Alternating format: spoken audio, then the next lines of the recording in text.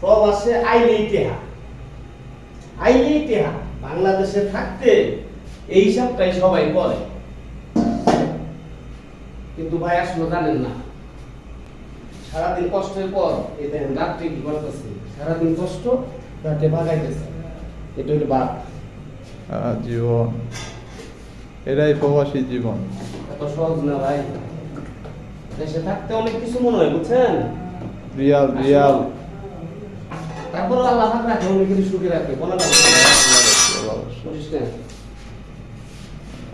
কি পাক করছেন এগুলো? ডাউন ডাউন ডাল, আলু দিয়া